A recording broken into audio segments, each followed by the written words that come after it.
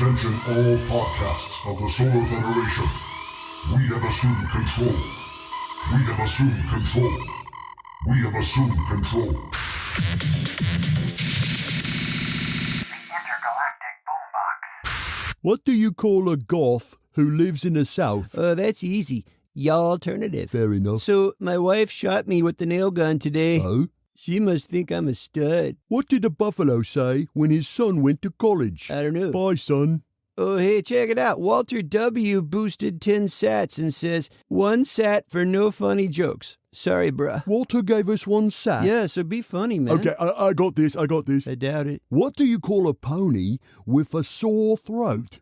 A little horse. Hey. Oh, yeah, well, what did the janitor say when he jumped out the closet? Supplies. Oh, yeah. Well, how do you make 7 even? Take away the S. All right, I guess we should stop while we're ahead. Too late, bruh. Welcome to the Intergalactic Boombox. I'm Kyle Hebert, a voice actor piloting the universe's only podcasting spaceship, inhabited by a cast of characters that erupt from my head, or I somehow convince you they're actually real. Here, the term alien intelligence is a contradiction. Speaking of, I am joined in the studio by Asmer, an alien who speaks in commercial jingles and movie quotes. Sometimes you feel like a nut. Sometimes you don't. It's like your version of ASMR, right? Now, I know you guys can't see him since this is an audio podcast. He looks like a beach ball with a bunch of bananas up top like a hairdo. Hey, Asmer, how old are you? It's not the years. It's the mileage. So it's October. Halloween season, my favorite time of the year. Asmer, what do you think about Halloween? Ba-da-ba-ba-ba. I'm loving it. Huzzah! I love marathoning horror flicks. Actually, really good stuff in the theaters right now, too. Barbarian and Smile, and the new Hellraiser has rave reviews on Hulu. I just picked up a couple of 4Ks. I got the Criterion Night of the Living Dead and Fright Night. Asmer, do you have a favorite horror movie? Groovy. Ah, Evil Dead 2. Speaking of, Army of Darkness just got a new 4K Steelbook. Just ordered that. In the past 5 years, I've gone digital just to save shelf space and maybe snag some exclusive commentary or special features that are only on streaming. But more often than not, physical media has all those goodies. And then after I spent the money, I realized it's probably uploaded on YouTube somewhere. I don't want to grow up. I'm a Toys R Us kid. Yes, Asmer. That's what all we geeks tell our non-geek significant others all the time. Let's give a tip of our hats to our Sat Cats. These are folks who not only listen to the show, but support it with value for value using a Podcasting 2.0 app. Hobbit Nuts sent 1,000 sats and said, I want Kinspiracy to review old weird movies and books, Clockwork Orange and such. Vidi well, me droogies. Hey, Ken, what do you think about doing weird movie reviews? Dadgummit, Herbert, I'm working on all the news you can't use. Why don't you bribe someone else to tackle reviews you can't use? Besides, I don't have time to watch a bunch of hooey. Okay. Give me that microphone. Good God, what are you? Oh, that's Asmer. He's an alien. I knew aliens were real. Yippee-ki-yay, I can sum up all my thoughts on all media. They're all lying to you, manipulating your minds, subliminal messages in everything you watch. They're all trying to orchestrate a new world order. And unfortunately, there's no fries with that, and their ice cream machine is broken in perpetuity. Thank you. Drive through. 96 sats got boosted from Hunters F770 on the Fountain app and says, Jack Spurko sent me, and I'm glad he did. Awesome show. Thank you, Hunters, and thank you, Jack. Boosting with a custom amount and custom message with a Podcasting 2.0 app is the only way to obtain a limited edition Intergalactic Boombox sticker. Boost at least 25,000 sats. That's roughly $5. Include your email in the message, and I'll get in touch for your mailing address. Open to U.S. residents only. 200 sats from Andy Boley. HP Guy 1PT gave 50 sats and says, I'm faster than Fernando Alonso. Antronella gave 50 sats and says, ha ha ha. Bitcoin Base gave 1,000 sats. Thank you. JOS gave 400 sats. And iDad Dude gave 251. The question of the week. What trading cards did you collect growing up? Last week I mentioned Kiss and Star Wars. They all had various different colored borders. But I don't think I ever completed any set, not until I became much older. But boy, I had like dozens of repeats. Top WK1 boosted 238 sats and says, I used to collect the Looney Tunes baseball card series with holograms in the early 90s. Found the last one in 2013 in eBay. It now sits in a box, and I did not think about it till the question of the week. Very nice, very nice. Puerto Rican Ranger says Yu-Gi-Oh cards, which I was a pro at, and Pokemon cards, which I did know how to play and probably still don't. Christopher Madsen, baseball cards. I still have a box with cards from 89 to 92. No clue how much they're worth, but they're in stellar condition. Jason Carden had a short stint with DBZ trading cards, and we didn't have an adult Gohan, though, since the Cell Saga was still airing as new. Harley Novak says Marvel and WCW. Michael Connell said Magic the Gathering. Brian said DBZ, DBGT, Yu Yu Hakusho, Yu-Gi-Oh!, Inuyasha, and Naruto. And Divine Nick says wrestling cards, and I guess footy cards for me. Footy? Is that football or feet? Question. What's your favorite feature on cell phones? Is it design? Do you dig those new foldable Samsungs? Or you like the bigger screens or the smaller ones? Phones that can shoot 8K? Or the quality of the camera is the biggest draw for you? Or the speed? Every year the processing gets a little bit better. Apps load faster. The whole phone just performs a lot more smoothly. I'm an iPhone guy, and I used to upgrade every year till my wife was like, you don't have to upgrade a perfectly good phone every year. So I skipped last year's iPhone. But I did just get the iPhone Pro Max, and I can tell the differences. So tell me, whatever cell phone you're rocking, an iPhone, Android, a dumb phone, boost your reply on a Podcasting 2.0 app. Or Boombox Pod on Twitter. Come out to the coast, we'll have a few laughs. Bruce Willis might have retired from on camera due to his unfortunate health issues. There was a recent development, but not in the way you think. News broke that Bruce had signed over the rights for deepfake performances in future film projects. That has since been debunked. However, he did sign off on his likeness to be CG'd onto a performer in a telecom commercial airing in Russia. Check the Link in the show notes. to watch it. It's short, but pretty convincing. The company, Deepfake, see what they did there, animated a much younger image of Bruce over a body double. Between this and James Earl Jones approving AI taking over for his voice, I wonder how many more celebs are going to choose technology to have their digitally enhanced performances created long after they're gone. Health or age? Totally get it. But what about vanity? Is like Brad Pitt going to be 80 while computers spit out deepfakes of him looking 30 with his voice fabricated from his old movies to teach the computer to whip up his double? Or will the Academy have to create a whole new category for digitally enhanced performances? And it goes from an actor accepting the Best Actor award to hundreds of people who actually created that performance standing on a crowded stage. That wouldn't be awkward at all.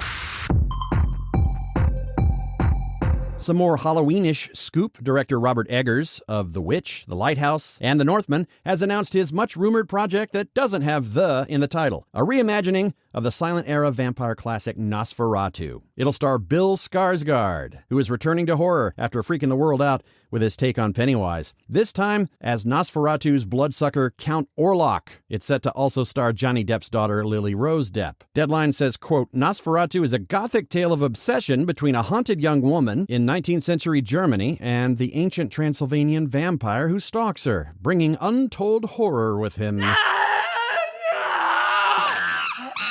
Yeah, Bill Skarsgård is, that's some inspired casting right there. Plus, he can do that wonky eye thing that freaks everyone out. Maybe his next role could be as Jeff Bezos.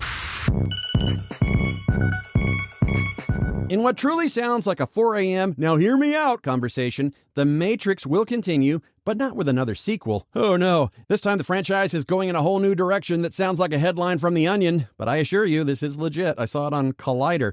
The Matrix is getting a hip-hop dance adaptation called Free Your Mind, under the direction of Danny Boyle. Yes, that Danny Boyle. Trainspotting, 28 Days Later. You know, red pill, blue pill, someone's definitely been downing some kind of pills. The production was commissioned by and will debut at the Factory International. It's an art venue based in Manchester, England. Keanu and the movie series cast won't be involved, or at least there's no mention of him. Who needs bullet time when you could just have a dance-off, bro?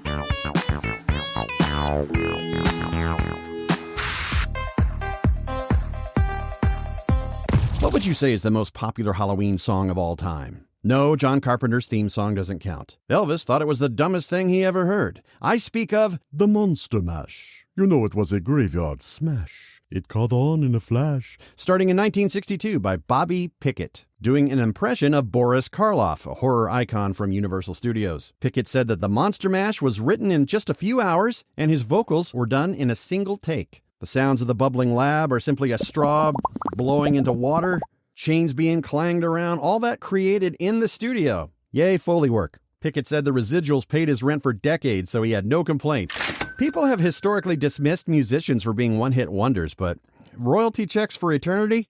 That sure sounds like a good trade-off. From my top-secret underground bunker in Pahrump, Nevada, where if you call the apocalypse the acrocalypse, me and you are gonna tussle. Conspiracy here, with all the news you can't use. Page 1. Drones are a simultaneously awesome and horrible creation. They make amazing aerial shots for movies and TV, but can also be used to spy on you. Of course, you'd hear it coming a mile away thanks to that infernal buzzing sound. Is that a swarm of bees? Or propaganda after I pull his finger? Are you here? Nope, propaganda, nope, go away. Dennis. I'm doing the news. Now shoo. Okay. Companies want to make things more convenient for consumers and save money by taking away delivery jobs by deploying drones to handle all sorts of deliveries. A company called Wing, owned by a subsidiary of Google's parent company Alphabet, down in Australia, was attempting to drop off some food and needed to make an emergency landing, but instead landed on power lines, catching fire and cutting electricity for 2,000 homes and businesses. 45 minutes later, power was restored, and the food in the drone somehow survived the crash and was still hot. I say hire some drivers to deliver free meals to everyone in that area. With a company called Wing, I'm now hungry for chicken, but I'll stick to deep fried, not drone fried. Thank you very much. Page 2. Hell hath no fury like a woman scorned, or hurricanes of any gender that cause millions of dollars in property damage. What did we ever do to Mother Nature? Oh yeah, people chose to live where natural disasters are a given. It's like wisdom is chasing them, and will never catch up. When a Category 4 storm is coming at you like Overwatch 2 nerds on a server, folks in hurricane country don't have to just trust the putz on TV throwing in dad jokes while giving the forecast. Dad jokes. But there's some idiot podcasters who start their show with them. Ken, I resemble that remark. You resemble my tidy whities after Taco Tuesday. Ew. Anywho, enter the Waffle House Index. Waffle House is a regional chain of breakfast joints that are always open 24/7, like my ex-wife. If a joint that's open round the clock all year long is suddenly closed, you know something's rotten in Denver. In this case, Florida. Denver's got their hands full answering for apocalyptic murals, lizard people underground, and Blucifer, that demonic horse statue that sits at the entrance. But I digress. A meteorologist and some members of the Florida National Guard started color-coding severe weather-affected areas back in 2004. While stuffing their face at different Waffle House locations, they noticed menu changes going from full to limited depending on the weather. So they crafted the Waffle House Index. Green for full menu, yellow for limited, and assigning red, meaning we're closed. The index isn't officially recognized, however, the menu patterns certainly indicate if the supply chain is running smooth or if it's backed up like me before my morning coffee. If you're moaning because you can't get your hands on your precious smothered and covered hash browns, here's an idea. Open your fridge and cook what you got, sweetheart. Page 3.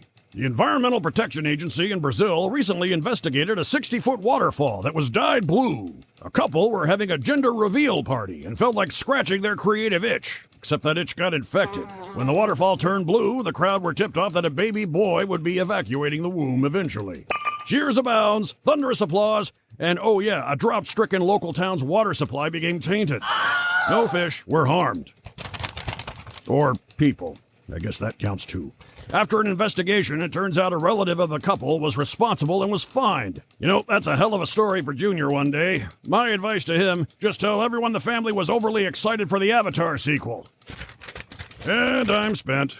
That's all the news you can't use. Conspiracy here from my dump next to a sub pump in Pahrump.